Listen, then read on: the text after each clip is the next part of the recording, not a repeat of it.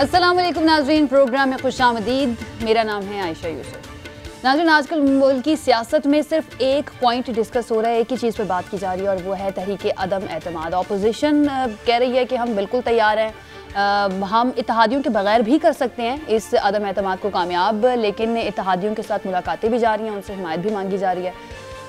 काफ़िले की बात करें तो उनकी तरफ से अभी तक कोई हिमायत का फ़ैसला नहीं किया गया है। दो तरह के मौक़िफ़ सामने आ रहे हैं। जो काफ लीग के ज़राए हैं वो कहते हैं कि जी शहबाज शरीफ साहब जो मिलने के लिए आए थे उन्होंने तो हमसे अदम एतमाद की कोई बात ही नहीं की, जबकि जो नून लीग के ज़राए हैं वो कहते हैं कि उनसे अदम एतमाद के लिए हिमायत मांगी थी, लेकिन अभी तक कोई फ़ैसला नहीं हुआ है। लेकिन मोनी सलाई साहब ने जो बात की उसके ऊपर हुकूमत कहती है कि हमें तो अपने इत्तेहादियों पर पूरा एतमाद है, और हमारे इत्तेहादी जैसे कि मोनी सलाई साहब ने भी कह दिया कि हम तो 5 साल के लिए उनके साथ खड़े हुए हैं। तो फिर अपोजिशन जमातें इतनी खुश कैसे हैं इस ख़बर के बाद कि जी इत्तेहादी इनके साथ खड़े होने के लिए तैयार हैं? क्योंकि अगर हम बाकी जमातों को भी देखें जैसे कि MQM, उन्होंने तो ये कह दिया था कि अभी अपोजिशन खुद से क्लियर नहीं है कि उन्हें करना क्या है। जब वो क्लियर हो जाए, अपना लाएहमल बना लें, तो फिर हमसे बात करें और फिर हम फैसला करेंगे कि हमने क्या करना है। तो जनाब, अब ये भी कहा जा रहा है कि नंबर गेम पूरी करेंगे और उसके बाद तहरीक अदम एतमाद लाई जाएगी। शाहिद खाकान अब्बासी साहब ये कहते हैं कि जब टेलीफोन कॉल्स आना बंद हो जाएंगी तो उसके बाद तहरीक अदम एतमाद आएगी कब तहरीक अदम एतमाद? कल भी हमने अपने प्रोग्राम में ये सवाल रखा था, लेकिन जो हमारे मेहमान थे उन्होंने इसका जवाब नहीं दिया। उन्होंने कहा कि जब वक्त आएगा तो बता देंगे। वक्त किस वक्त का इंतज़ार किया जा रहा है? तकरीबन 4 साल मुकम्मल हो चुके हैं। ये अगले 1 साल के अंदर कहीं ये सियासी मुलाकातों में ही ना गुजर जाएँ। हो सकता है ये जो सियासी जमातें हैं इसी चीज़ का इंतज़ार कर रही हूँ कि ये 5 साल पूरे हो जाएं, लेकिन नून लीग के रहनुमा ये कहते हैं कि नहीं जी, हम ये 5 साल पूरे करने नहीं देंगे, तहरीक अदम एतमाद को कामयाब बनाएंगे। अब किस तरह से कामयाब बनाएंगे ये आज हम फिर से जानने की कोशिश करेंगे। फिर ये खबर भी आई कि तरीन ग्रुप जो है वो एक मरतबा फिर से एक्टिव हो रहा है और वो कहते हैं कि जी हम सियासत में फ़ाल किरदार अदा करेंगे। अब ये फ़ाल किरदार किस तरह का होगा? क्या न्यूट्रल होगा, क्या हुकूमत के साथ होगा, या फिर अपोजिशन के साथ होगा? किसकी फेवर में जाएगा, किसको फ़ायदा देगा, किसको नुकसान पहुंचेगा इनका सियासत में एक्टिव होना? ये भी आज हम जानने की कोशिश करेंगे। हमारे साथ मौजूद हैं हमारे मेहमान, मैं तारुफ करवा देती हूँ। हमारे साथ रहनुमा तहरीक इंसाफ लालचंद मलही साहब मौजूद होंगे, रहनुमा पीपल्स पार्टी अखवंज़दा चट्टान साहब हमारे साथ मौजूद हैं, और रहनुमा मुस्लिम लीग नून राना एहसान अफजल साहब हमारे साथ मौजूद हैं। वैसे ये UK में हैं, लेकिन हमारे प्रोग्राम में हमें उन्होंने ज्वाइन किया और अब से थोड़ी देर पहले उनकी मुलाकात भी हुई है मियाँ नवाज़ शरीफ साहब से, तो मुलाकात का अहवाल भी उनसे ज़रा जानेंगे, खैरियत भी दरियाफ्त करेंगे। बहुत शुक्रिया हमारे मेहमानों का हमें ज्वाइन करने के लिए। राना एहसान साहब, आप ही से मैं आगाज़ करती हूँ। आप लंदन में मौजूद हैं, आपकी मुलाकात भी हुई मियाँ साहब से, कैसी तबीयत है उनकी? बिस्मिल्लाहिर्रहमानिर्रहीम, बहुत शुक्रिया। मियाँ साहब अल्हम्दुलिल्लाह ठीक हैं। बज़ाहिर उनकी इंटरवेंशन जो हैं वो होने वाली हैं, और जब भी उनको डॉक्टर्स क्लियर करेंगे वो ज़रूर पाकिस्तान आना चाहते हैं, और हमें उम्मीद है कि जब उनकी हेल्थ इजाज़त देंगी वो ज़रूर जो है वो वापस आएंगे। वैसे वो मुतमईन हैं और उनको पाकिस्तान की बहुत फ़िक्र है, पाकिस्तानियों की बहुत फ़िक्र है जो महंगाई के इस जो पहाड़ के नीचे दब चुके हैं, और वो समझते हैं कि वक्त आ गया है कि ये जो एक फेल और इनकॉम्पिटेंट और करप्ट हुकूमत है इससे निजात हासिल करें, और अदम एतमाद के ऊपर जो है वो वर्किंग जारी है। और हम समझते हैं कि जितना वक्त इस हुकूमत को दिया जाएगा वो पाकिस्तान के लिए नुकसानदेह है। वो पाकिस्तान की फॉरेन पॉलिसी हो, इकोनॉमिक पॉलिसी हो, जो कोई रिजल्ट नहीं ला सकी और कोई बेहतरी जो है आम आदमी की जिंदगी में नहीं ला सकी। तो ये एक प्रोसेस है अदम एतमाद का, जिसके अंदर आपको सारे स्टेक होल्डर्स से बातचीत भी करनी है। एक दफ़ा बात होती है, फिर दूसरी दफ़ा बात होती है, फिर आहिस्ता आहिस्ता जहन जो है वो तब्दील होता है। लेकिन इन अ नटशेल खाकान अब्बासी साहब ने ठीक कहा है। वो उनकी बात की जो तस्दीक है वो कामिल अली आगा साहब ने भी किया कि हम रियासत के साथ हैं, और रियासत जो है जब तक इस हुकूमत के साथ है हम उसके साथ हैं। राना एहसान साहब, ये बताइए कि कन्विंस कैसे हो गए मियाँ साहब अदम एतमाद के लिए? पहले तो ये खबरें थी ना कि वो अदम एतमाद के हक में नहीं है, बल्कि वो कहते हैं कि एहतजाज और लॉन्ग मार्च किया जाए। तो कैसे कन्विंस हुए वो? किसने कन्विंस किया उनको? देखिए, ऑपोजिशन के कंसेंसस से जो है, जो ओवरऑल जितनी भी जमातें हैं ऑपोजिशन के अंदर, उनका ये कंसेंसस है जिससे मियाँ साहब ने एग्री किया है कि इस ऑप्शन को सीरियसली देखा जाए। और लेकिन हमारा ये मौक़िफ़ है कि अदम एतमाद का नतीजे में अवाम को नुकसान नहीं पहुंचना चाहिए। मसलन इसका ये मतलब है कि अगर आप अदम एतमाद लेके आते हैं और फिर एक ऐसी हुकूमत आती है जो अवाम को रिलीफ ना दे पाए, तो उसके लिए हम शायद फेवर में ना हो। अगर ऐसी हुकूमत आती है जो फौरी तौर पे इलेक्शंस की तरफ जाए और मुल्क में फिर एक मुस्तहकम हुकूमत आए जो बेहतरी लेके आए अवाम के लिए, तो वो चीज़ हमें समझ आती है। और ये कॉन्वर्सेशन अभी हमारी चल रही है अपनी ऑपोजिशन की जमातों के साथ। ये दिस इज इस पे फाइनल डिसीजन जो है वो भी इन बातचीत के अंदर शामिल है। लेकिन हम आगे बढ़ रहे हैं और हम समझते हैं कि ये एक रियल पॉसिबिलिटी है। ठीक हो गया। अखवंजादा चट्टान साहब, सिर्फ पीपल्स पार्टी थी जो शुरू से ही तहरीक अदम एतमाद को लेकर कन्विंस थी और चाहती थी कि तहरीक अदम एतमाद लाई जाए। बाकी ऑपोजिशन जमातें नहीं मानती थी। कभी इस्तीफों की बात होती थी, कभी लॉन्ग मार्च की एहतजाज की बातें होती थी। आपने यानी कि पीपल्स पार्टी ने कैसे कन्विंस किया बाकी जमातों को तहरीक अदम एतमाद के लिए? बिस्मिल्लाहिर्रहमानिर्रहीम। देखिए जी, पाकिस्तान पीपल्स पार्टी तो इस बात पे भी तैयार नहीं थी कि कोई आदमी एतमाद आए। हमारे पाकिस्तान पीपल्स पार्टी का तो ये है कि हम चाहते हैं कि जमहूरियत का जो तसलसल है वो चले।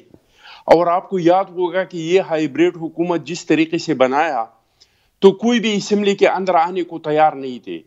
चेयरमैन बिलावल भुट्टो साहब था जो सबको राजी किया और असेंबली के अंदर लाए। सिर्फ असेंबली के अंदर भी नहीं लाए, शहबाज शरीफ साहब ने और बिलावल साहब ने इस हाइब्रिड हुकूमत के सिलेक्टेड वजीर आजम को कहा कि आप जिस तरीके से भी बने हैं, लेकिन आप बने हैं, अभी आप कदम बढ़ाए, हम आपके साथ हैं। और हमें पता है कि हमारे मुल्क का आइंदा जो मसला है वो मईशत है। आपके एहतसाब, आपके डाके, जो आप करना चाहते हैं वो बिल्कुल आप करें। एसी निकालना चाहते हैं, पंखा बंद करना चाहते हैं, दवाई बंद करना चाहते हैं, जो आप करना चाहते हैं, ख़वातीन को गिरफ्तार करना चाहते हैं, मर्दों को करना चाहते हैं, वो काम अपना जारी रखें। लेकिन मईशत पे, क्योंकि ये पाकिस्तान के अवाम का मसला है और पाकिस्तान के अवाम में खुसूसी तौर पे ये गरीब अवाम का मसला है, तो इस पे हम आपके साथ जिस तरह के हमने एक मिसाक किया है पाकिस्तान पीपल्स पार्टी और मुस्लिम लीग नून ने, हम आपके साथ एक मिसाक करने को भी तैयार है। लेकिन इसके बावजूद कि इस हुकूमत, हाइब्रिड हुकूमत के लिए जज के हथौड़े का इस्तेमाल हुआ, इसके लिए बंदूक का इस्तेमाल हुआ, इसके लिए सहाफ़ी के माइक का इस्तेमाल हुआ, लेकिन मुल्क आगे के बजाय पीछे पीछे आ रहे हैं और गरीब आवाम का जीना जो है वो दोबर हो चुका है। चट्टान साहब, बाकी जमातों को कैसे मनाया आपने तहरीक अदम एतमाद के लिए? देखिए जी, हमने या आप लोगों ने कोई कोशिशें नहीं की? बाकी जमातें जो हैं फिर उन्होंने खुद से ये फैसला किया कि यही ऑप्शन ठीक है? देखिए आयशा, हमने शुरू ही दिन से एक उसूली मौक़िफ़ अपनाया था कि सबसे पहले तो ये कि हम चाहते हैं कि उस जमहूरियत के तसलसल चले। लेकिन अब ये नागज़ीर है, हमने पीडीएम इसलिए बनाया कि जितना ये हुकूमत रहेगा मुल्क का नुकसान होगा। तो फिर हमने कहा कि हटाना है तो कानूनी तरीके से हम इस हुकूमत को हटाएंगे। सही। इस पे हमारे कुछ दोस्त मानने को तैयार नहीं थे। हम तो कल भी वही बात कर रहे थे, आज भी वही बात कर रहे हैं कि इस हुकूमत को शहीद नहीं बनना है। इस हुकूमत को हम आईने और जमहूरी तरीके से आइन के अंदर रह के उसको हम निकालेंगे और इस मुल्क के अवाम को निजात दिलाएंगे और इंशाअल्लाह ताला हम डिलीवर करेंगे। आयशा, हमें ऐसे टाइम पे हुकूमत मिला था, ट्राइबल एरिया से रेट ऑफ द गवर्नमेंट खत्म हो चुका था। रोज कराची में 10-10, 15-15, 20-20 लाशें गिरते थे। पुख्तनख्वा में जिस दिन 2 धमाके हो जाते थे और 40-45 लोग शहीद होते थे, तो हम कहते थे कि आज का दिन खैरियत से गुजरा। फिर भी हमने मिलके, हम सियासी जमातें मिलके, मैं ये क्रेडिट सिर्फ पीपल्स पार्टी को नहीं दे रहा हूँ, अगर हमारे साथ अपोजिशन का ताउन नहीं होता तो शायद हम 18वीं तरमीम नहीं कर सकते थे, हम सूबों को हक नहीं दे सकते थे, हम दहशतगर्दी पे काबू नहीं पा सकते थे, हम सवात पे दोबारा झंडा नहीं लगा सकते थे, हम बलूचिस्तान में दोबारा, तो हम सारे ने मिलकर इस पे बहरानों पे काबू पाया। ये तो मईशत का बहरान है, लोगों को थोड़ा सा रिलीफ देना है, मीडिया से सेंसर उठाना है। उस वक्त भी आपके साथ ऑपोजिशन जमाते थी, अब आप भी ऑपोजिशन में हैं, वफाक की अगर बात करें और बाकी अपोजिशन जमातें भी आपके साथ हैं, लेकिन वज़ीर आज़म को तो 18वीं तरमीम से अब भी शिकायत है कि 18वीं तरमीम जो है उससे फ़ायदे से ज़्यादा नुकसान हुआ है। बहरहाल लालचंद मली साहब, तहरीके अदम एतमाद को लेकर हुकूमत में कोई परेशानी पाई जाती है, क्या कोई ख़तरा है, और अगर ख़तरा है तो किससे है, इत्तेहादियों से या आपके अपने लोग जिनके बारे में ऑपोजिशन दावा करती है कि हमारे साथ राब्ते में हैं और वो तैयार हैं किसी भी वक्त छोड़ने के लिए हुकूमत को? थैंक यू आशा। आपकी बात आने से पहले राना साहब ने कहा कि नवाज शरीफ साहब की तबीयत बिल्कुल ठीक है। ये पाकिस्तान की कौम पूरी समझती है कि उनकी तबीयत ठीक थी और ठीक है। पाकिस्तान की कौम और उनके कारकुनान चाहते हैं कि वो आवाम में आएँ और आवाम की खिदमत करना चाहते हैं, पाकिस्तान की खिदमत करना चाहते हैं। तो ये आवाम के साथ खेल खेलना बंद करें और पाकिस्तान आ जाए। जहाँ तक नो कॉन्फिडेंस की बात है तो देखिए, पहले सबसे पहले तो आए कि नून लीग का बयानिया गुज़श्ता 3.5 साल से क्या था। नून लीग का बयानिया ये था कि हमें ये इलेक्शंस जो हुए हैं 2018 के वो कत्तन कबूल नहीं है और हम दोबारा वापस से जनरल इलेक्शंस कराए जाएं। आज वो नवाज शरीफ साहब इस पे जो है जो कायम नहीं रहे हैं और अपने बयानिए से हटते हुए नजर आ रहे हैं। गुज़श्ता 3.5 सालों में इन्होंने कौम से जो झूठ बोले हैं वो आप सबके सामने हैं। आप देखिए 3.5 सालों में उन्होंने कितने लॉन्ग मार्च दिए हैं, कितनी दफ़ा इन्होंने इस्तीफा देने का ऐलान किया है और कितनी दफ़ा नो कॉन्फिडेंस लाने का भी ऐलान किया है। लास्टली जब इन्होंने नो कॉन्फिडेंस की पीडीएम ने ऐलान किया तो आपने देखा जो इनकी बॉडी लैंग्वेज थी, थके हारे और मायूस लोग नजर आए।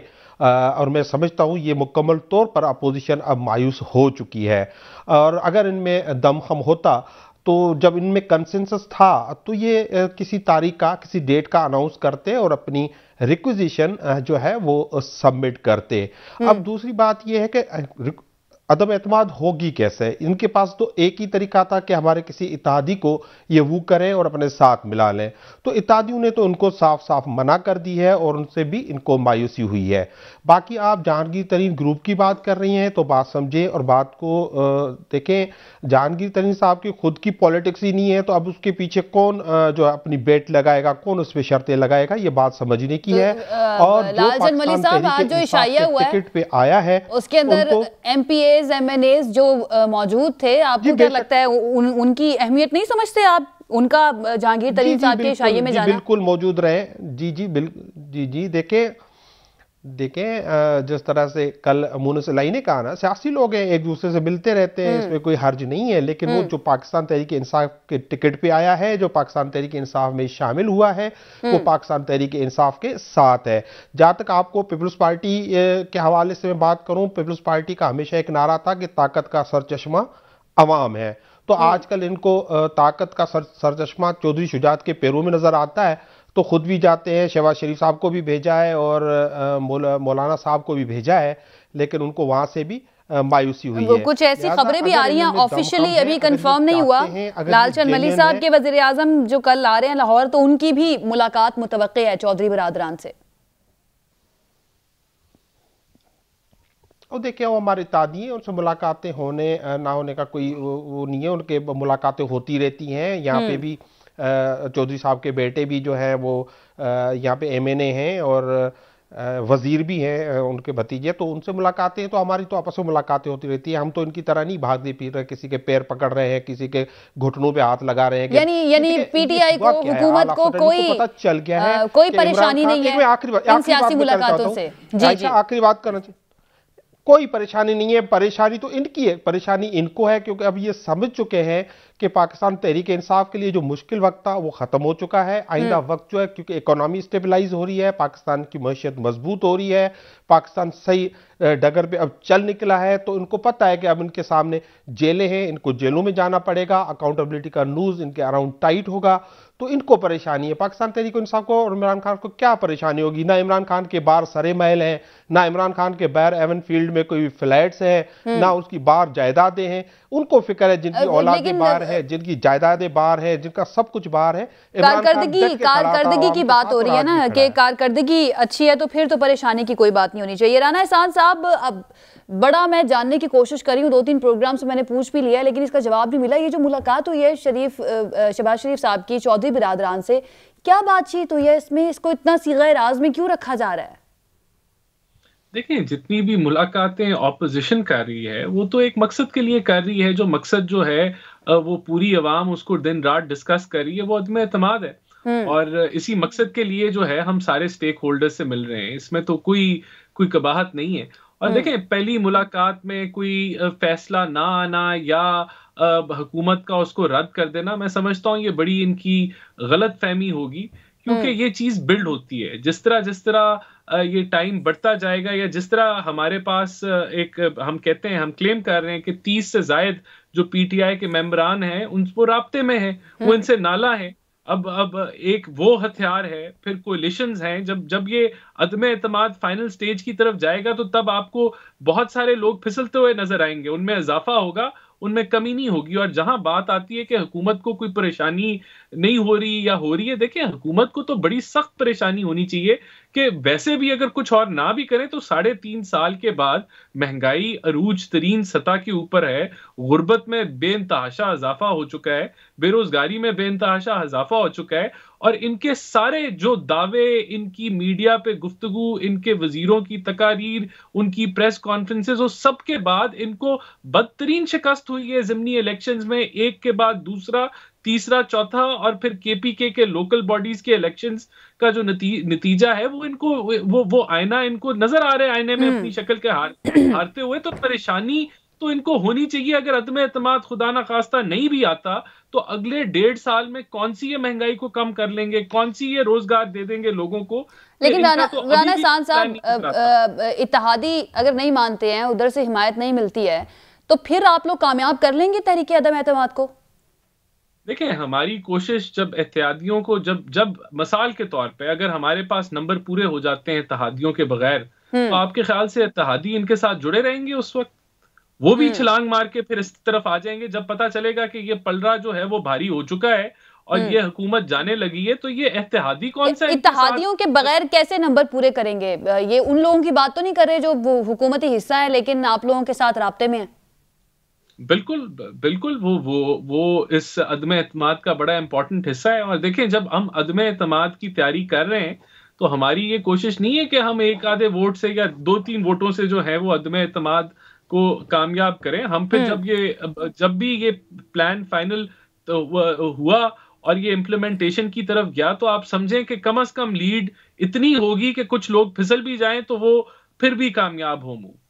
ठीक है। अख्वंज़ादा चटान साहब, तहरीक अदम एतमाद पर तो इत्तफाक़ राय हो गया अपोजिशन का, लेकिन उस तरीके अदम एतमाद के कामयाब होने के बाद का क्या प्लान है? क्योंकि इस पर खबरें आ रही हैं कि पीपल्स पार्टी नहीं चाहती कि क़ब्ल अज़ वक्त इंतखाबात हो, जबकि मौलाना और नून लीग जो पीडीएम में शामिल जमात है वो चाहती हैं कि फौरी तौर पर इंतखाबात होनी चाहिए। तो इस बारे में कोई बातचीत हुई है, कोई प्लान, कोई लाहमल अब तक बना है कि कामयाबी के बाद तहरीक अदम एतमाद की क्या करना है? देखिए आयशा, मैं पहाड़ी बंदा हूँ, सीधा सादा। मैं आपको सीधा सीधा जवाब दूंगा। जो बात है वो सिर्फ 3-4 लोगों को पता होगा। जरदारी साहब को पता होगा, नवाज शरीफ साहब को, बिलावल साहब को, हमजा शरीफ को, और कुछ बातों का मौलाना साहब को पता होगा।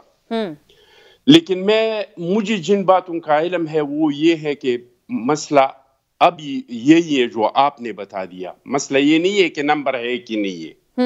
अपोजिशन के साथ कोई एक चॉइस नहीं है। हमें कितने लोग चाहिए? 10 लोग चाहिए। 162 हमारे हैं, 180 इनके हैं, हमें सिर्फ 10 लोग चाहिए। और ऑप्शन हमारे साथ बहुत सारे हैं। हमारे पास इनके इत्तेहादी भी, ये भी एक चॉइस है। हमारे साथ तरीन साहब भी एक चॉइस है। इनके 5 वज़रा और 21 मेंबरान का भी अपोजिशन के साथ राब्ता है। और ये कोई मसला नहीं है। हमने इससे पहले एक ट्रेलर चलाया था इन लोगों को। गिलानी साहब को हमने कहां से जितवाया था? लेकिन मैं समझता हूं कि कुछ मामलात ऐसे हैं कि अभी तक इनका फैसला नहीं हुआ है कि शुरुआत कहां से, पंजाब से हो, स्पीकर साहब से हो या मरकज से हो। मसला ये है कि अदम एतमाद के बाद क्या करना है। मुझे तो नून लीग का मौक़िफ़ का नहीं पता, वो राना साहब बहुत बेहतर तरीके से बता सकता है। लेकिन मैं सीएसी का मेंबर हूँ और चेयरमैन बिलावल साहब का एडवाइजर हूँ पार केपी रीजन। तो मुझे जो ये इल्म है वो ये है कि पाकिस्तान पीपल्स पार्टी समझते हैं कि हमारे रवायात ये हैं कि यहाँ पे कौमी असम्बली और सूबाई असम्बलियों के इलेक्शन एक दिन, एक डे पे यहाँ पे इलेक्शन होते हैं। अगर हम मरकज में अदम एतमाद लाए और हम चाहे कि हम जल्दी इलेक्शन करें, तो सूबों के साथ हम क्या करेंगे? चलो पंजाब में भी अदम एतमाद आ सकते हैं, सिंध सूबा हमारा है, लेकिन केपीके और बलूचिस्तान के साथ हम क्या करेंगे? कुछ इस तरह के मसाइल है जो आईन और कानूनी मसाइल है। इसकी वजह से थोड़ा सा टाइम लेगा। बाकी नंबर का भी मसला नहीं है, उसूलन फैसला भी यही हुआ है कि इस हुकूमत से अवाम का जान छुड़ाना है, जिन्होंने अपने मुल्क का मईशत IMF के साथ रख दिया। स्टेट बैंक का जो बंदा है वो आपको नहीं लगता कि पहले ही बहुत वक्त गुजर चुका है? आप लोग बहुत गुजर चुका है। देखिए तो हमने तो कितना वक्त चाहिए होगा से कहा था इस चीज का फैसला होने में कि आगे क्या होगा, कितना वक्त और दरकार? मेरे ख्याल से अभी इतना टाइम नहीं लगेगा, इसमें बहुत जल्द ये फैसला हो जाएगा और नंबर बिल्कुल क्लियर है, नंबर की कोई कमी नहीं है। आपको पता है कि हम ख्याल ग्रुप भी हैं, बहुत सारे। कौन जाएगा यार इस हुकूमत के साथ? कौन जाएगा? स्टेट बैंक तरमीमी बिल में क्या हो गया था फिर नंबर्स को?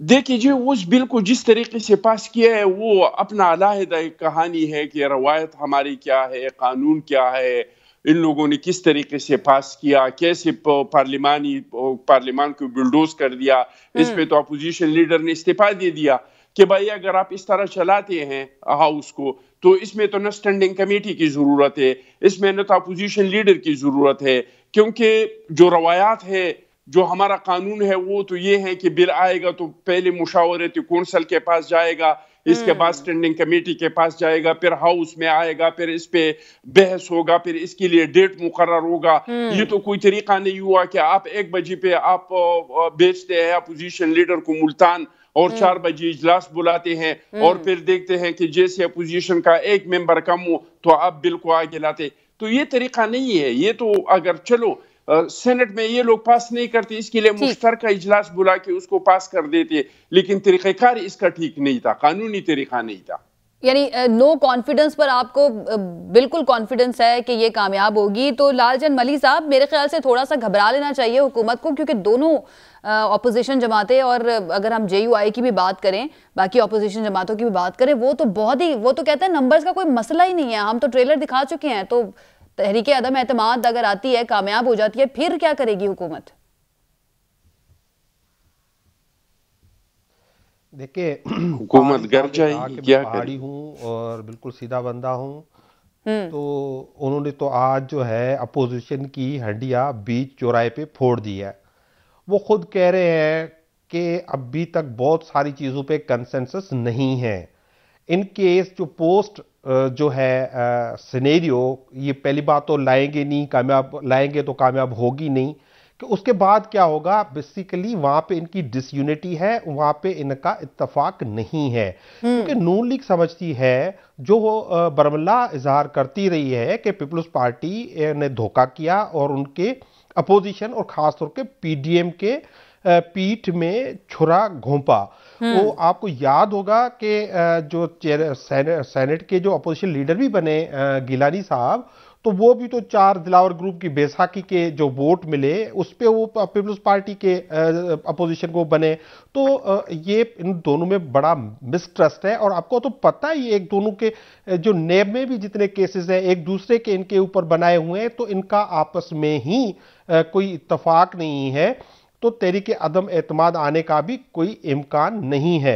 और ना ही पाकिस्तान तहरीके इंसाफ को घबराने की ज़रूरत है, क्योंकि ना तो कोई पाकिस्तान तहरीके इंसाफ या उनके लीडर इमरान खान ने कोई बार कोई जायदादें बनाई है या वो उन पे कोई करप्शन का केस है, ना कोई उन पे केस बना है। वो तो सर्टिफाइड जो है, सुप्रीम कोर्ट ने उनको जो है जो ऑनेस्ट मैन जो है करार दिया है, जबकि इनकी लीडरशिप मल्टीपल करप्शन के केसेस में जेल के जाने के तैयारियों में है, क्योंकि केसेस उनके मंतकी अंजाम तक पहुंचने वाले हैं। तो घबराने की बिल्कुल ना पाकिस्तान तहरीक इंसाफ को जरूरत है, ना उनके कारकुनों को जरूरत है, ना उनके अवाम को जरूरत है। तो ये इनका ये जो शोशा है, ये देखिएगा आप कुछ ही दिनों में, आने वाले दिनों में डाई डाउन हो जाएगा। और अगर ये करते हैं तो पाकिस्तान तहरीक ने तो इनको चैलेंज किया है, आप कल के बजाय आज ले आए। ये फिर वही सोच रखते हैं कि किसी इत्यादि को तोड़ेंगे। अभी इन्होंने जिक्र किया कि गिलानी साहब कैसे जीते थे सेनेट का इलेक्शन कौमी असेंबली से। तो भाई उनकी तो वीडियोस आई, वो पैसे देते हुए वीडियोस आई। तो क्या फिर आप वही प्रैक्टिस करने जा रहे हैं जो माजी में 80s और 90s में आप करते रहे हैं? तो अगर इस तरह की कोई चीजें आप सोच है तो आपकी सोच ही रहेगी और इंशाल्लाह पाकिस्तान तहरीक इंसाफ उसको भरपूर जवाब देगी। और आपने रिसेंटली जो अब कल या परसों जो इलेक्शंस हुए हैं लोकल गवर्नमेंट के, तो उसमें बहुत सारे लोगों की तबीयत तो ठीक हो गई है। नून लीग और पीपल्स पार्टी को तो वहां से कुछ मिलना नहीं था। पाकिस्तान तहरीक इंसाफ ने इलेक्शन को सीरियस लिया है, तो मौलाना साहब को उनके घर में शिकस्त हो गई है और उन पर नो कॉन्फिडेंस हो गया है। पहले सीरियस नहीं लिया था, पहले मरहले में देखिएगा 27 फरवरी से देखें उसमें हमसे गलतियां हुई, वो हमने एक्सेप्ट की। हमने किसी को मौरूज इल्जाम किसी और को नहीं ठहराया। हमने अपना गिरेबान में झांका, जहां में गलतियां नजर आई वह उनको ठीक की। इनकी तरह नहीं है या ये जीत जाए या जो कोर्ट का फैसला इनके हक में हो तो ये जो है मिठाइयां बांटे, और जहां पे इनके खिलाफ जो चीज हो तो वो उसके खिलाफ एहतजाज करना शुरू थे और धांधली का इल्जाम लगाए। ठीक है, यहाँ पे एक ब्रेक ले लेते हैं, ब्रेक से वापस आएंगे, डिस्कशन के सिलसिले को आगे बढ़ाएंगे। Stay with us. जी नाज़रीन, ब्रेक के बाद खुशामदीद। राना एहसान साहब, कल एक बड़ी खबर चलती रही, काफ़ी गर्दिश करती रही मुख्तलिफ टीवी चैनल्स पर कि तरीन ग्रुप की मुलाकात हुई है मौलाना फजल रहमान से। उसके बाद इसकी तरदीद भी आ गई तरीन ग्रुप की तरफ से कि कोई मुलाकात नहीं हुई। आपकी लीडरशिप का कोई राब्ता हुआ है तरीन ग्रुप से? क्योंकि हमजा शहबाज साहब ने कुछ रोज़ पहले ये कहा था कि तरीन ग्रुप समेत सबके साथ हम राब्ते में हैं। तो आपके पास ऐसी इत्तलात हैं कि तरीन ग्रुप के साथ भी राब्ता हुआ हो आपकी लीडरशिप का? देखिए, हम हर उस रुकने असेंबली से राब्ते करना चाहते हैं और राब्ते में हैं जो हमें लगता है हमारे साथ अदम एतमाद में हमारा साथ देगा। ये कोई छुपी छुपाई बात नहीं है। हम तो अदम एतमाद की जब आप प्लानिंग करते हैं तो आपको सारे स्टेक होल्डर्स को रीच आउट करना है।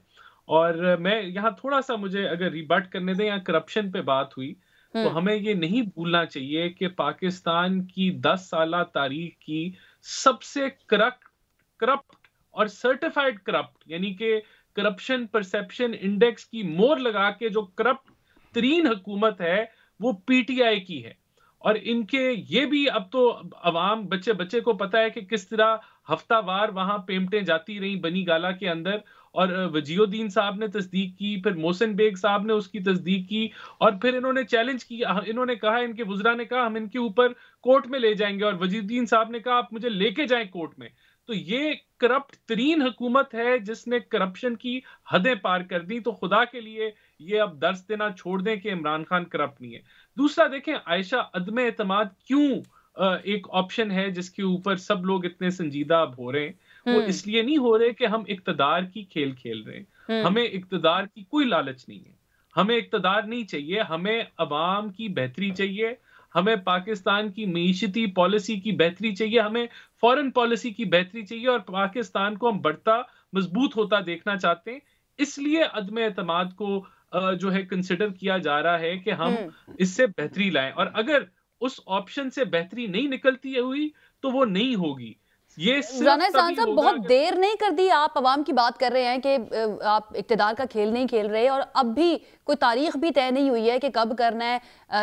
कभी लॉन्ग मार्च की बात होती है, कभी इस्तीफों की बात होती है, अब तहरीक अदम एतमाद की बात हो रही है। वक्त बहुत ज्यादा आप लोगों ने जाया नहीं कर दिया? देखें, बिल्कुल मैं समझता हूं कि 3.5 साल गुजर गए और मुल्क का काफी नुकसान हो गया है, लेकिन अब हम समझते हैं कि ये ऐसा मौका है कि अब फर्दर नुकसान की गुंजाइश नहीं है। और अब ये अगर टेन्योर पूरा भी करें तो उससे कोई मुल्क में बेहतरी नहीं आती। अगर हम अदम एतमाद से इन हालात को बेहतर कर सकते हैं तो वो हमें करना चाहिए। मैं फिर रिपीट करूंगा कि अगर अदम एतमाद से बेहतरी आए इस मुल्क में, एक आम आदमी की जिंदगी में, पाकिस्तान के जितने ये इंडिकेटर्स हैं ये बेहतर होते हैं, तो हम इसको जरूर करेंगे और उसी मकसद से करेंगे। तो ये वक्त ठीक है। तो उसके लिए ऑपोजिशन ने कोई प्लान भी तो बनाया होगा ना कि अदम एतमाद से अगर ठीक होगा तो कैसे ठीक होगा? अदम एतमाद को कामयाब कराने के बाद क्या प्लान है फिर ऑपोजिशन के पास? किस तरह से मुल्क को ठीक करना है? तैयारी कर ली देखिए, है? हम समझते हैं कि हमें जनरल इलेक्शंस की तरफ जाने की जरूरत है, ताकि जो भी पार्टी मैंडेट लेके आए वो 5 साल का मैंडेट हो जिसके अंदर वो डिलीवर कर पाए, और ये इक्तदार का खेल ना बने। इससे हम मुल्क का और फर्दर नुकसान ना करें, मुल्क का फायदा करें, इसी सोच के साथ हम आगे बढ़ रहे हैं। ठीक है, अख्तरज़ादा चट्टान साहब, आप सुन रहे हैं राना एहसान साहब की बात भी।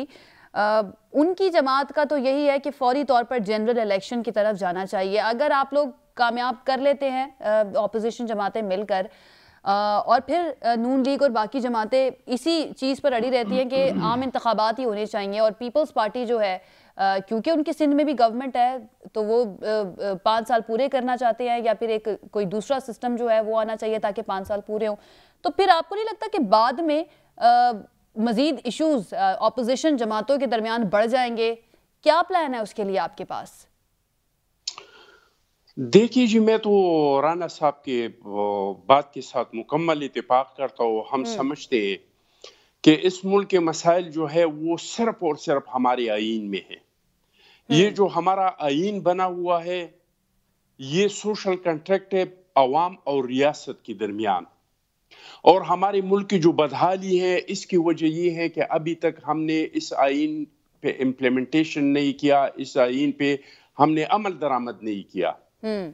ये आईन में तो ये लिखा है कि ये हक अवाम को है कि वो जिसको इस मुल्क का हुक्मरान देखना चाहते हैं वो हुक्मरान इस मुल्क का बने।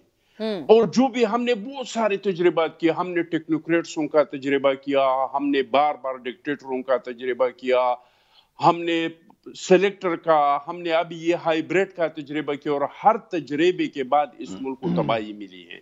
अगर इस मुल्क को कुछ दिया है तो जमहूरियत ने दिया है। हम समझते हैं कि इस मुल्क का मसाइल का हल जमहूरियत में है कि अवाम के वोटों से हुकूमत बने, बशर्ते ये कि इसमें कोई कानूनी रुकावटें सामने नहीं हो, और पूरी पाकिस्तान में सूबाई और कौमी असम्बली एक ही दिन हो।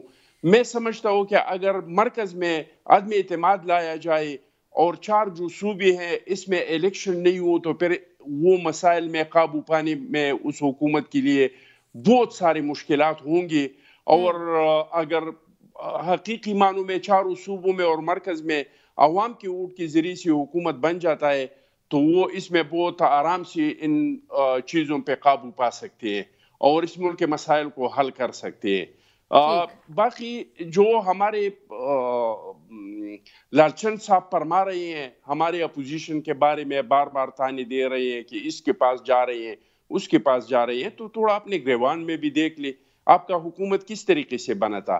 इलेक्शन के बाद किसने इलेक्शन जीता था? आप लोग तो पंजाब से भी हार गए थे, आप लोग तो मरकज से भी हार गए थे, फिर वो महकमे मौसमियात और ज़राअत वाली फिरते थे और एक एक बटेर को पकड़ के जहांगीर तरीन की जहाज में डालते थे और आपका हुकूमत बनाया। क्या आपके लीडर में शेख रशीद के बारे में क्या कहा था?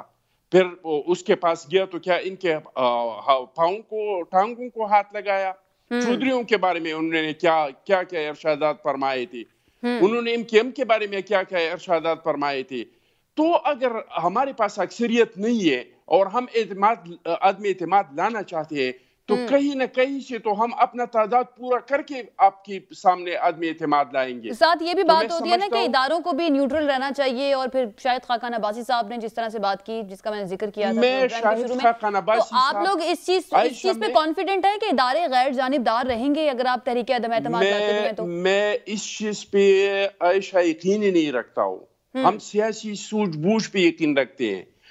कई बार ये एस्टेब्लिशमेंट ने चाहा कि पीपल्स पार्टी का हुकूमत नहीं बने और हमारा हुकूमत बन गया। ये बीबी के दौर में एस्टेब्लिशमेंट के ताउन से आदम एतमाद लाया गया, हमने अपनी सियासी हिकमत अमली के जरिए से उसको नाकाम बना दिया। तो मैं समझता हूँ कि अगर हम अपोजिशन पार्टी आपस में मिल जाए, सर जोड़ के मिल जाए, एक एजेंडे पे मुत्तफिक हो जाए, तो चाहे कोई न्यूट्रल हो और अगर कोई साथ हो। क्या हम जो गैलानी साहब को इलेक्शन जितवा रहे थे कौमी असम्बली से, तो हमारे साथ क्या कोई एस्टेब्लिशमेंट का ताउन हासिल था? कोई एस्टेब्लिशमेंट का ताउन हमारे साथ नहीं था। या एस्टेब्लिशमेंट क्या इन दिनों में न्यूट्रल हो गया था? कोई न्यूट्रल नहीं हुआ था। ये तो अभी जो बयानात आ गए कि हम खालिद बिन वलीद के, और फिर जो बयानात आ गए कि मैं बाहर निकलूंगा तो फिर मैं आपके लिए ज्यादा खतरनाक हो जाऊंगा, तो हमने तो टांगों को हाथ नहीं लगाया, लेकिन लोगों ने अभी कई बार बूटों को हाथ लगाया। अच्छा चट्टान साहब, एक बात का जवाब दे दें, उसके बाद मैं मली साहब की जानिब बढ़ूं। तरीन ग्रुप के साथ पीपल्स पार्टी का भी राब्ता है, क्योंकि उन्होंने तो फैसला किया है कि अब वो ज्यादा एक्टिव होंगे, तो डेफिनेटली आप लोगों की तरफ से भी किया गया होगा उनसे राब्ता के हमारे साथ आके सियासत करें, सो दैट आपके नंबर्स जो पूरे होने वाली बात है वो भी हो जाए। बिल्कुल, हमारे सबसे राब्ता है और सबसे हम राब्ता करेंगे, सबसे हम राब्ता करेंगे इस हुकूमत के खात्मे के लिए, क्योंकि इन्होंने हुकूमत को, मुल्क को जो है इसके दिफा को खतरे में डाल दिया है। देखो, रशिया के पास जितना फोर्सेस है, रशिया के पास जितने मजाइल है, इनके पास जितनी इटमी ताकत है, वो न चाइना के पास है ना अमेरिका के पास है। सोवियत यूनियन क्यों टूटा? इसलिए टूटा कि इसके पास पैसे नहीं थे। इन्होंने तो मुल्क को इस हद तक पहुंचाया है कि खुदा न ख्वास्ता कल कोई ये न कहे कि भाई 4-5 अरब डॉलर हम और दे देंगे और ये एटमी हथियार हमारे हवाले कर दे। उन्होंने तो मुल्क को इस तरीके तक पहुंचाया। 52 अरब डॉलर तक हमारा कर्जा पहुंच गया, 52 अरब डॉलर तक। और हमारा भाई कह रहे हैं कि हमारे अच्छी दिन शुरू हो गई। लोगों से मुंह का नवारा छीना गया। हमारा भाई कह रहे हैं कि हमने मुल्क को बहुत आगे ठीक है चट्टान साहब, आपको पॉइंट आ गया। मली साहब, ऑपोजिशन जमातें तो सारी जमातों के साथ राब्ते में है, हुकूमत भी कर ले, कभी अकेली ना रह जाए पीटीआई।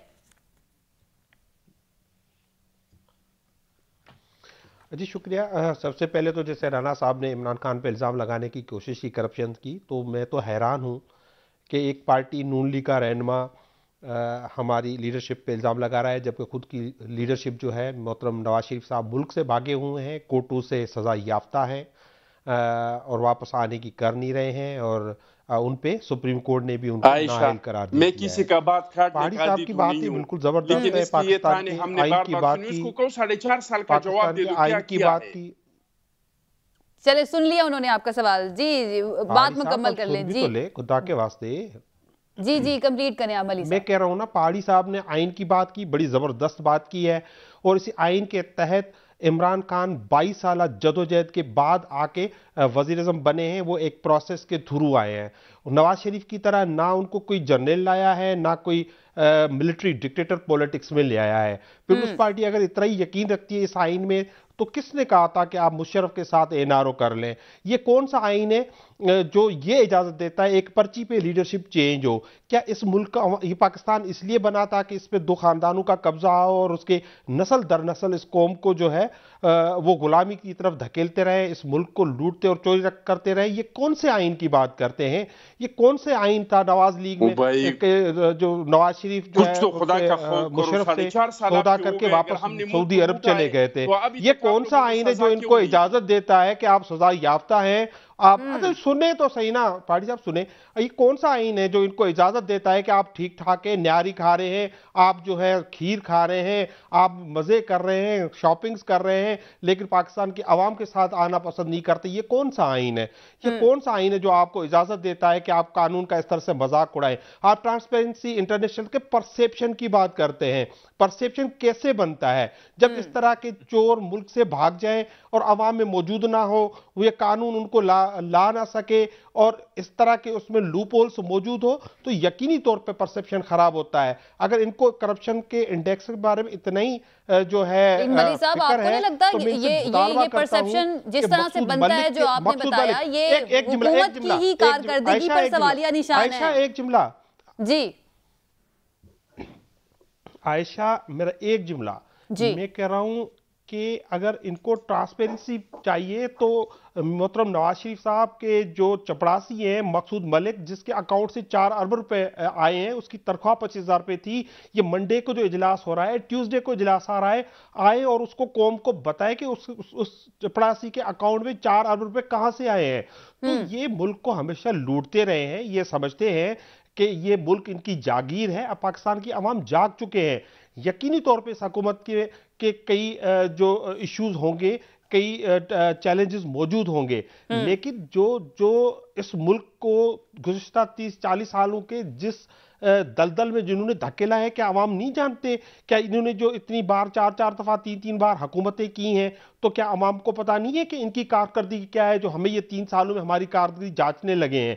तो हम अब पाकिस्तान तहरीक इंसाफ की हुकूमत में, आपको फिर रिपीट कर रहा हूं, मुआशी हालत हमारी बेहतर हो गई है। अब आप देखेंगे आने वाले दिनों में हमने तो सोशल प्रोटेक्शन कर रहे हैं, हम तो एहसास के थ्रू आम लोगों तक पहुंच रहे हैं, हम 80 लाख लोगों तक पहुंच रहे हैं, हम उनको राशन दे रहे हैं, सेहत कार्ड दे रहे हैं। इन्होंने अवाम को और कौम को दिया तो क्या दिया था? कुछ ही नहीं दे सके, ना हेल्थ दे सके, ना एजुकेशन दे सके, ना ये राना एहसान साहब और चटान साहब, आपकी हुकूमत कुछ नहीं दे सकी मीटिंग होती है तो अवाम को। ठीक है मलिक साहब, ठीक है मलिक साहब, पॉइंट आ गया आपका। राना एहसान साहब, आपकी तरफ ही पहले आ जाती हूँ। कुछ नहीं दे सकी आपकी हुकूमत अवाम के लिए, और पाकिस्तान तहरीक इंसाफ सब कर रही है। देखें, अगर तो सर्टिफिकेट बांटने से लोगों के हालात बेहतर हो जाएंगे तो वो नहीं होंगे। और अगर आप ये जो आपने पूरी रामलीला करप्शन के ऊपर जो आप कहते हैं कि लोगों को जो रिश्वत के रेट अब देने पड़ रहे हैं 3-3, 4-4 गुना बढ़ने से, वो आपकी बातों से तो कम नहीं होने लगी। यहाँ इस मुल्क के अंदर ये बातों से तो तरक्की नहीं आने लगी, आपके दावों से तरक्की नहीं आने लगी। हकीकी मानों में एक आम आदमी तकलीफ में है, वो बेइंतहाशा तकलीफ में है। आज उसको समझ नहीं आती कि वो दूध का 1 लीटर खरीदे या पेट्रोल खरीदे। दूध जो है वो पेट्रोल से महंगा हो गया है। अभी आप कहते हैं मईशत आपके काबू में आ गई है, अभी आप पेट्रोल की कीमतें बढ़ा रहे हैं, अभी आप बिजली की कीमतें बढ़ा रहे हैं। इस साल आयशा, इस साल ये जो फाइनेंशियल ईयर 22 है, उतना ही करंट अकाउंट डेफिसिट होने जा रहा है जितना ये 2018 में हुआ था, जिसको ये कहते थे मईशत तबाह हो गई। उसी दहाने पे ये 4 साल बाद पाकिस्तान को खुद लेके आ गए, और अभी इन्होंने अगले 4-5 माह में 15-16 अरब डॉलर के कर्जे लेने हैं। नहीं लेंगे तो रुपया और अरब डॉलर का खसारा छोड़ के गए तो थे। खुदा का खौफ करें, खुदा का खौफ करें। आप मईशत को कहते हैं ठीक हो गई है, कर्जों में डुबा के गिरवी रखवा दिया आपने स्टेट बैंक, अभी आप कहते हैं मईशत ठीक हो गई है। तो यहाँ आम आदमी को, वही तो मैं कहता हूँ, ये बातों से समझते हैं हम ये काम जो है ये अगले टाइम भी गुजार लेंगे। बात भाई, आप हार रहे हैं, इलेक्शन हार रहे हैं, लोगों ने आपको रद्द कर दिया, आपकी फेडरल हुकूमत तो आप भी तो बातें कर रहे हैं, लिया है ना तुम एतमाद का लाभ। अच्छा, दूसरा इनका एक और पॉइंट, इन्होंने कहा जी टीटियां, 4 अरब की टीटियां, उसका जवाब दे दें। हमने दिया जवाब नैब में, नैब को छोड़ना पड़ा शहबाज शरीफ को। फिर आप FIA पे आगे कि इससे हम इसका रगड़ा निकालें, लेकिन आप पे तो रिपोर्ट FIA में, नैब में नहीं है, FIA ने चालान किया है। जी अब सुन ले, अब आपकी तो रिपोर्ट आ गई है फॉरेन फंडिंग केस में, आपने जो टीटियां लगवाई हैं अपने मुलाजमीन के अकाउंट में, उसकी तो रिपोर्ट बन गई है सरकारी। आपने जो दर्जनों अकाउंट छुपाए हैं जिनके अंदर करोड़ों रुपया आया है, जो खुर्द-बुर्द हो गया, चंदा का पैसा चोरी किया है, उसकी तो रिपोर्ट आ गई है। सही। वो तो रिपोर्ट सरकारी रिपोर्ट है। तो खुदा का खौफ करें, ये इल्जाम लगाने से पहले अपने जो मफरूजों पे आप बात कर रहे हैं, आपकी तो रिपोर्टें बन चुकी हैं जो पब्लिक हो चुकी हैं। तो मत, ये अवाम अब बेवकूफ नहीं बनेगी। बथेरा आपने अवाम को बेवकूफ बना दिया है। और हमने क्या दिया है? हमने सीपेक दिया है, हमने बिजली की लोड शेडिंग खत्म की 11,000 मेगावाट लगा के, हमने इस मुल्क से दहशतगर्दी खत्म की, डबल किया फौज का बजट, अफगानिस्तान के अंदर फेंसे लगा दिया। आपने क्या दिया है? अब दहशतगर्दी सर उठा रही है। सही है। 45 से 50 धमाके हो रहे हैं। ठीक है राना एहसान साहब, मेरे पास वक्त कम रह गया, मैं आखिरी कमेंट ले लूं चटान साहब से। चटान साहब, आपके लॉन्ग मार्च की तैयारियां, आज भी खबर आई है, आखिरी मराहिल में है। रूट का प्लान जो है वो भी दे दिया बिलावल साहब ने कि 10 दिन में कराची से इस्लामाबाद पहुंचेगा ये लॉन्ग मार्च। लेकिन मौलाना साहब ये कहते हैं, जो PDM के लॉन्ग मार्च की बातें हो रही हैं कि उन्होंने भी करना है, वो कहते हैं कि अगर तहरीक अदम एतमाद की तारीख का ऐलान हो जाता है तो फिर लॉन्ग मार्च की हमें ज़रूरत नहीं पड़ेगी। यकीनन वो PDM के लॉन्ग मार्च की बात करें, लेकिन इससे जाहिर होता है कि अदम एतमाद की तारीख फिर आपके लॉन्ग मार्च के बाद ही आएगी। देखिए जी, बिल्कुल, अगर आदमी एतमाद का आ जाए तो फिर तो इसकी ज़रूरत नहीं है। लेकिन अगर इस तरह नहीं हुआ तो इंशाअल्लाह ताला हमारा जो लॉन्ग मार्च है वो अपने टाइम पे होगा। और मैं लालचंद साहब को एक बात बताऊं कि भाई, आप लोगों के 4.5 साल हो गए, आप लोगों का सबसे बड़ा नारा ये था कि हम करप्शन का खात्मा करेंगे। आप लोगों ने कहा था कि 15 अरब पर डे करप्शन होता है, इन लोगों को हम पकड़ेंगे। स्विस के बैंकों में इतने पड़े हैं, वहां पे इतने पड़े हैं। 4.5 साल में जो लोगों पे आप लोगों ने इल्जामात लगाए थे और उनको अदालतों ने छोड़ा है, आप इन फैसलों को एक बार पढ़े। खुर्शीद शाह का फैसला जाके पढ़े, हसन इकबाल का फैसला पढ़े, दूसरे जो फैसले हैं कि इसमें आला अदालतों की जज कह रही है कि ये इदारा तो इंतकाम के लिए बना था। लेकिन मुझे आप ये बताएं कि अली मबाजी ने 162 अरब के असासे कैसे बनाए, कहां से बनाए? आप ये फंडिंग केस से क्यों भाग रहे हैं? ये चीनी में जो 700 अरब लोगों को टांका मिला, ये किस का करप्शन था? ठीक है चिटाल साहब, आपका पॉइंट भी आ गया और मेरे पास हो गया खत्म। बहुत शुक्रिया हमारे मेहमानों का हमें ज्वाइन करने के लिए। ये था हमारा आज का प्रोग्राम। कल एक मरतबा फिर से हाजिर होंगे। अपना ख्याल रखिए, हमें इजाजत दीजिए। अल्लाह।